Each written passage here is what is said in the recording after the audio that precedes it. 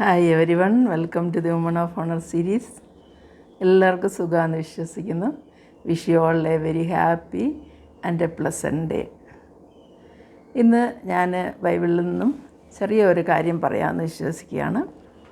അതായത് നമ്മൾ സങ്കീർത്തനം 22 അധ്യായം 4 വാക്യം വായിക്കുമ്പോൾ ദാവീദ് പറയുന്ന ഒരു കാര്യം നമുക്ക് കാണുവാൻ സാധിക്കും. ഞങ്ങളുടെ പിതാക്കന്മാർ നിങ്കൽ ആശ്രയിച്ചു, അവർ ആശ്രയിക്കുകയും നീ അവരെ വിടുവിക്കുകയും ചെയ്തു.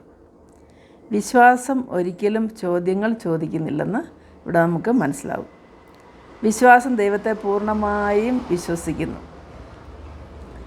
അസാധ്യങ്ങളെ എന്ന് വിചാരിക്കുന്ന സാഹചര്യങ്ങളിലും പൂർണ്ണമായി ദൈവത്തിൽ വിശ്വസിച്ച് അവൻ്റെ വചനത്തിൽ വിശ്വാസം അർപ്പിക്കുന്ന ഒരു പ്രവൃത്തി. യഹോവയായ ദൈവം ഇസ്രായേൽ മക്കളോട് പറഞ്ഞിരുന്നു, ജെരിഹോ മതിലുകൾ വീഴുമെന്ന്. ദൈവം പറഞ്ഞ പ്രകാരം തന്നെ അവൻ പ്രവർത്തിച്ചത് അവർ കാണുകയും ചെയ്തു. അത് നോക്കുകയാണെങ്കിൽ ജോഷുവ ഒരു ക്വസ്റ്റ്യനും ദൈവത്തോട് തിരിച്ചു ചോദിച്ചില്ല എന്നുള്ളതാണ്. ദൈവം എന്ത് പറഞ്ഞു അത് അതേപോലെ തന്നെ വിശ്വസിച്ചു, അതേപോലെ തന്നെ പ്രവർത്തിച്ചു. അപ്പോൾ ദൈവം പറഞ്ഞ പോലെ തന്നെ അവൻ്റെ മഹത്വം കാണിക്കുകയും ചെയ്തു. ഇവിടെ ജോഷുവ ക്വസ്റ്റ്യൻ ചെയ്യാതെ അതിൻ്റെ സാധ്യതകളെക്കുറിച്ചൊന്നും ചിന്തിച്ചിട്ടില്ല. തങ്ങൾ കോട്ടയ്ക്ക് ചുറ്റും നടക്കുന്നതും മതിൽ വീഴുന്നതുമായി എന്തെങ്കിലും കണക്ഷൻ ഉണ്ടോ എന്ന് പോലും അവൻ ആലോചിച്ചില്ല. ജോഷുവ ഒരു ക്വസ്റ്റ്യനും ദൈവത്തോട് ചോദിച്ചതേയില്ല എന്ന് നമുക്ക് ആ ഭാഗം വായിക്കുമ്പോൾ കാണാൻ സാധിക്കുന്നതാണ്. അവർ വിശ്വസിച്ചു, അവരുടെ മുൻപിൽ ജെരിഹോ മതിൽ വീഴുമെന്ന് അവർ വിശ്വസിച്ചു, പൂർണ്ണമായി വിശ്വസിച്ചു. അങ്ങനെ തന്നെ സംഭവിക്കുകയും ചെയ്തു. ഈ കാര്യം നമുക്ക് ജോഷുവയുടെ പുസ്തകം 6 അധ്യായം 15 മുതൽ 21 വരെയുള്ള വാക്യങ്ങളിൽ കാണുവാനായിട്ട് സാധിക്കും. അത് വായിക്കുമ്പോൾ അത് വളരെ കൃത്യമായിട്ട് എഴുതിയിട്ടുണ്ട്. ആ കാര്യം സംഭവിച്ചതാണ്. ജെരിഹോ മതിൽ വീണ് കിടന്ന് ഒരു 15 വർഷം മുമ്പ് ആ ജെരിഹോ മതിൽ പോയി കാണുവാനുള്ള ഭാഗ്യം എനിക്ക് കിട്ടിയെന്നുള്ളതാണ്. അവിടെ ആ ഭാഗത്ത് നിൽക്കുമ്പോൾ ഇതേ കാര്യങ്ങൾ റീകളക്ട് ചെയ്യുവാനും ദൈവത്തിൻ്റെ മഹത്വം പ്രവർത്തിച്ച് ഒരു സ്ഥലത്താണല്ലോ നിൽക്കുന്നതെന്ന് സന്തോഷിക്കുവാനും ഇടയായി.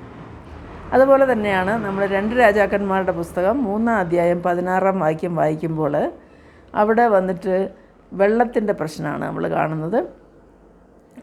അവിടെ ഇങ്ങനെയാണ് നമ്മൾ വായിക്കുന്നത്, യഹോവ ഇപ്രകാരം അരുളി ചെയ്യുന്നു, ഈ താഴ്വരയിൽ അനേകം കുഴികൾ വെട്ടുവീൻ. മരുഭൂമിയിൽ ഇസ്രായേൽ രാജാവും മറ്റ് 2 രാജാക്കന്മാരും വെള്ളത്തിനായിട്ട് കഷ്ടപ്പെട്ടു. മുഴുവൻ സൈന്യവും വെള്ളം കിട്ടാതെ അവരുടെ ഏകദേശം മരിപ്പാറായി എന്ന് തന്നെ പറയാം. ആ അവസ്ഥയിലായിരുന്നു മൃഗങ്ങളും അതുപോലെ തന്നെ സൈന്യവും മൊത്തം. അപ്പോൾ ഏലീശ പ്രവാചകൻ അവരോട് പറഞ്ഞു, ഈ താഴ്വരയിൽ അനേകം കുഴികൾ നിർമ്മിക്കുവാനെന്ന്. അതെല്ലാം വെള്ളം കൊണ്ട് നിറയുമെന്ന് അവരോട് പറഞ്ഞു. മഴ പെയ്യുന്നില്ല, അതൊരു ഡെസേർട്ടാണ്. എങ്ങനെ വെള്ളം വരുമെന്ന് അവർ ചിന്തിച്ചില്ല. ദൈവം പ്രവാചകനോട് കൽപ്പിച്ചത് പ്രവാചകൻ ജനത്തെ അറിയിച്ചു.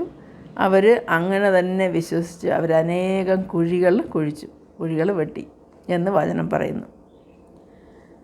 അവിടെ വെള്ളം കിട്ടാനുള്ള ഒരു സാഹചര്യങ്ങളും ഉണ്ടായിരുന്നില്ലെന്നുള്ളതാണ്. രാവിലെ മുഴുവൻ പ്രദേശവും വെള്ളം കൊണ്ട് നിറഞ്ഞു എന്ന് 2 രാജാക്കന്മാരുടെ പുസ്തകം 3 അധ്യായം 20 വാക്യത്തിൽ പറയുന്നു.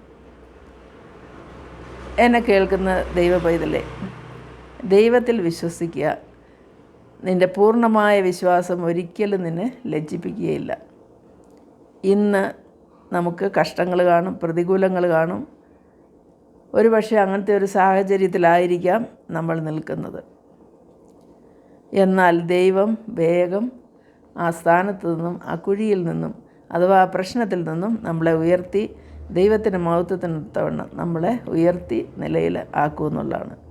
എല്ലാ പ്രശ്നങ്ങളിൽ നിന്നും അവൻ എന്നെയും നിന്നെയും വിടുവിക്കും. നമ്മളുടെ ദൈവം വലിയവനാണ്, വാക്ക് പറഞ്ഞവനാണ്. വാക്ക് പറഞ്ഞാൽ വാക്ക് മാറാത്തവനാണ്. അവനിൽ നമുക്ക് പൂർണ്ണമായി വിശ്വസിക്കാം, അവൻ്റെ വചനത്തിൽ വിശ്വസിക്കാം, അവൻ പറയുന്ന പ്രകാരം നമുക്ക് പ്രവർത്തിക്കാം. ദൈവനാമത്തിന് മഹത്വം ഉണ്ടായിരിക്കട്ടെ. ആമേൻ.